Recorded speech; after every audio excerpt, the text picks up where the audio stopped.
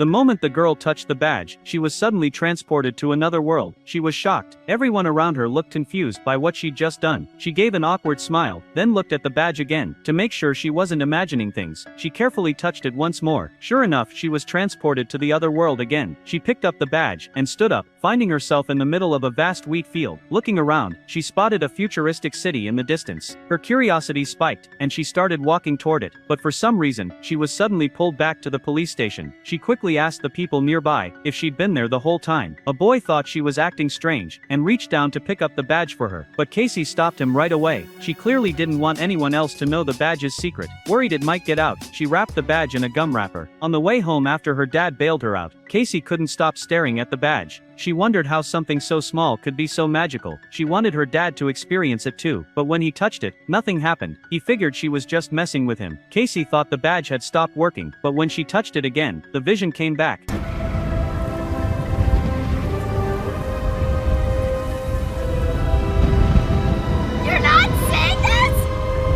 Seeing her zoned-out expression, her dad grabbed the badge and put it away. That night, while her dad was asleep, Casey quietly opened his nightstand drawer. She kept searching, unsure if the badge was even in there. Then the next second, it was. Seeing the golden wheat field again, Casey excitedly walked toward the futuristic city, but she was stopped by an invisible barrier. She touched it, and realized it must be the wall of her dad's bedroom. Since there wasn't much space at home, she wrapped the badge in her dad's sock. She grabbed her bike, and quietly left, heading to an open field a few miles away. When she touched the badge again, something incredible happened. She didn't appear in the wheat field this time. She was inside the city itself. Casey was blown away by the technology around her. A floating train zoomed through the sky above her. As she started to explore, flying cars passed overhead. She even saw a rocket being recovered from space. She ran excitedly through the streets, standing out from the relaxed crowd around her. She stopped at a high-speed train station, and was about to ask someone how to get on, but a conductor called out to her. The train was about to leave. Just then, the badge made a sound. Casey looked at it, and saw a countdown on the back. Before she could figure out what it meant, the announcement said the Space Center station was coming up. Some passengers were lost in VR worlds. Others were reading holographic newspapers. When the train arrived, Casey followed the crowd off. She wondered what kind of advanced stuff the Space Center would have. The sound of a rocket launch caught her attention immediately. As a space enthusiast, she was hooked. Everything she saw blew her mind all over again. But after just a few steps, she noticed water pooling at her feet. She held up the badge, and saw the countdown was almost over. She tried to run into the spacecraft, but the water was already up to her waist. When the countdown hit 0, she realized the badge had run out of power. She reappeared in a lake back on Earth.